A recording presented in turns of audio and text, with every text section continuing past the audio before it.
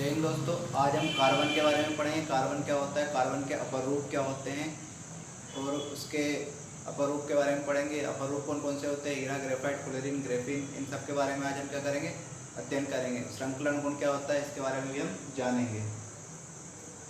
ठीक है, अब हम पढ़ेंगे कार्बन व उसके यौगिक।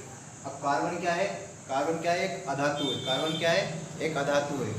इसमें क्या होता है, अधातु क्या होती है, इसमें माइनस चार्ज होता है, वो क्या कहलाती है, इसमें माइनस चार्ज होता है, वो क्या कहलाती है, अधातु कहलाती है। अधातु में हमेशा क्या रहता है, माइनस चार्ज रहता है, वो क्या कहलाती है, अधातु कहलाती है। आवर्त सारणी में माइनस चार्ज होता है, उसमें क्या कहलाती है, अधातु कहलाती है। ये कौन से समूह में पाया जाता है, कार्बन, कार्बन पाया जाता है 14 समूह में पाया जाता है। आवर्त सारणी का जो 14वां समूह है, ग्रुप नंबर 14, उसमें क्या पाया जाता है, कार्बन पाया जाता है। ठीक है, इसमें कौन कौन से तत्व पाए जाते हैं, आवर्त सारणी के 14वें समूह में कार्बन पाया जाता है, सिलिकॉन पाया जाता है, जर्मेनियम पाया जाता है, टिन पाया जाता है, लेड पाया जाता है। इसमें ये भी तत्व पाए जाते हैं। सबसे पहले स्थान पर कौन पाया जाता है, कार्बन पाया जाता है। ये क्या होता है, इसकी परमाणु संख्या क्या होती है, हमेशा पूछते हैं इसकी परमाणु संख्या क्या होती है। तो परमाणु संख्या इसकी क्या होती है, कार्बन की 6 होती है। इसकी परमाणु संख्या क्या होती है, 6 होती है। अब परमाणु संख्या क्या होती है, इसके नाभिक में प्रोटॉनों की संख्या को क्या कहते हैं, परमाणु संख्या कहते हैं। ठीक है, इसके नाभिक में जो प्रोटॉनों की संख्या होती है उसे क्या कहते हैं, परमाणु संख्या कहते हैं। इसके बाद परमाणु भार आता है। परमाणु भार क्या होता है, किसी तत्व या यौगिक के नाभिक में प्रोटॉन प्लस न्यूट्रॉन की संख्या को क्या कहते हैं, किसी तत्व या नाभिक में प्रोटॉन प्लस न्यूट्रॉन की संख्या को क्या कहते हैं, परमाणु भार कहते हैं। इसमें क्या होता है, परमाणु भार किसका है, कितना है इसका, परमाणु भार कितना है इसका, 12 है। किसका, कार्बन का। कार्बन का परमाणु भार कितना है, 12। इलेक्ट्रॉनिक विन्यास क्या है इसका, 1s2 क्या है इसका इलेक्ट्रॉनिक विन्यास, 1s2 ठीक है। इसके बाद इसकी संयोजकता क्या है, संयोजकता इसकी 4 होती है। कार्बन की संयोजकता कितनी है, कार्बन की संयोजकता 4 है। क्यों है इसकी संयोजकता 4, क्योंकि इसमें इलेक्ट्रॉन फ्री नहीं है। ठीक है, इलेक्ट्रॉन फ्री नहीं है, इसलिए इसकी संयोजकता क्या है, 4 है। इसके बाद 4 संयोजकता होगी तो ये क्या करेगा, 4 ही बंध बनाएगा। इसकी 4 संयोजकता है, इसलिए 4 ही बंध बनाएगा। जिसकी जितनी संयोजकता होती है वो उतना ही बंध बनाता है ना। इसके बाद ये कौन सा बंध बनाता है, सहसंयोजक बंध बनाता है, कोवेलेंट बॉन्ड बनाता है। कोवेलेंट बॉन्ड क्या होता है, जो इलेक्ट्रॉन के साझे से जो बंध बनता है उसे क्या कहते हैं, कोवेलेंट बॉन्ड कहते हैं। ये कितना बंध बना, ये कौन सा बंध बनाता है, सहसंयोजक बंध बनाता है। आकृति कैसी होती है इसकी, चतुष्फल की आकृति होती है।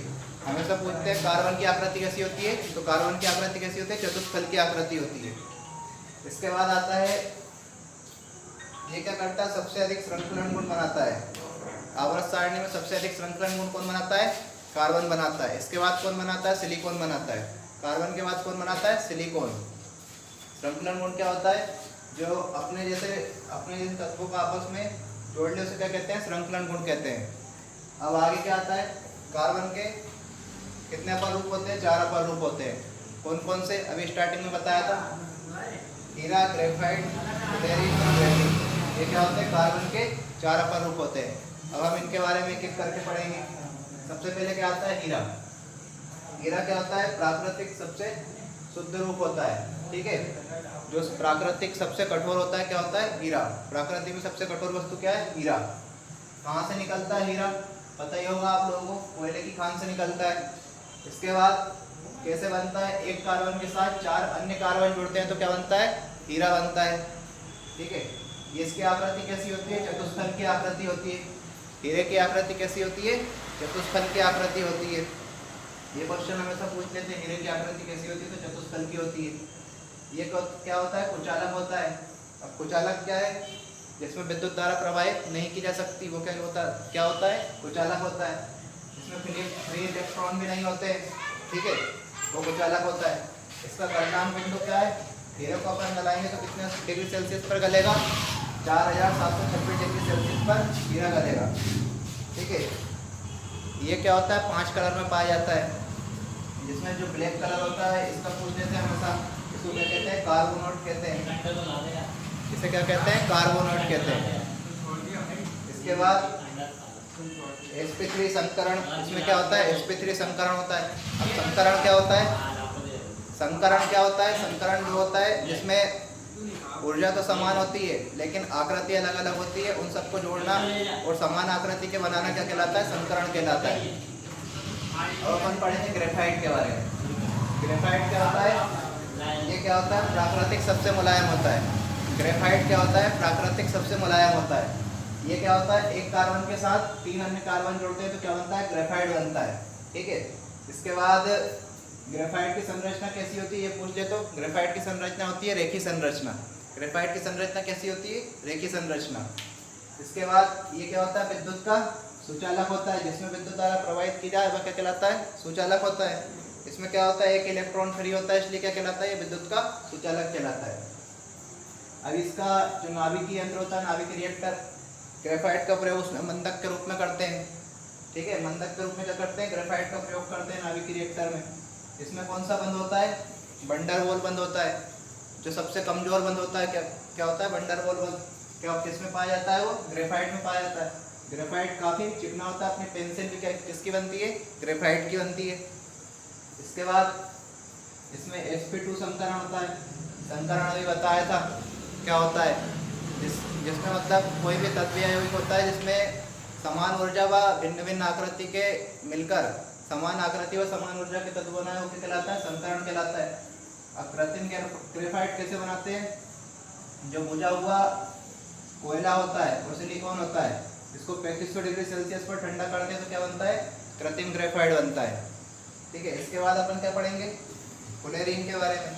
फुलेरीन को क्या कहते हैं, बकमिनिस्टर फुलेरीन भी कहते हैं और बकीवॉल भी कहते हैं, क्योंकि इसकी आकृति किसकी तरह होती है, फुटबॉल की तरह होती है, इसलिए क्या कहते हैं इसे, बकमिनिस्टर फुलेरीन या बकीवॉल भी कहते हैं। अब आगे क्या होता है, इसमें क्या होता है, एक साथ कितने कार्बन जुड़ते हैं, 60 कार्बन जुड़ते हैं। इसमें क्या होता है, एक साथ 60 कार्बन जुड़ते हैं। इसके बाद ये क्या किस में काम आता है, सूक्ष्म तकनीक में काम आता है, माइक्रोचिप बनाने में काम आता है। सूक्ष्म तकनीक और माइक्रोचिप बनाने में काम आता है। और ह्यूमन बॉडी में किस में काम आता है, ड्रग के रूप में, दवाओं के रूप में। ठीक है, इसके बाद अगला आता है ग्रेफीन। ग्रेफीन क्या होता है, इसकी खोज किसने की थी, गिल नामक वैज्ञानिक ने की थी। कब की थी, 2001 में की थी। ठीक है, इन्हें इसके लिए नोबेल पुरस्कार भी मिला था। नोबेल पुरस्कार कब मिला था, 2010 में मिला था। अब इसका ये क्या है, सबसे कठोर कृत्रिम अपरूप है। कार्बन का क्या है, सबसे कठोर कृत्रिम अपरूप क्या है, तो क्या है, ग्रेफीन। ये क्या होता है, विद्युत का सुचालक होता है। इसका उपयोग किस में होते हैं, जो बुलेट प्रूफ जैकेट होती है उसको बनाने में क्या करते हैं, ग्रेफीन का उपयोग करते हैं। आज हमने इतना ही जाना, इसके अगले लेक्चर में अपन क्या करेंगे, कार्बन के यौगिक को पढ़ेंगे। जय हिंद।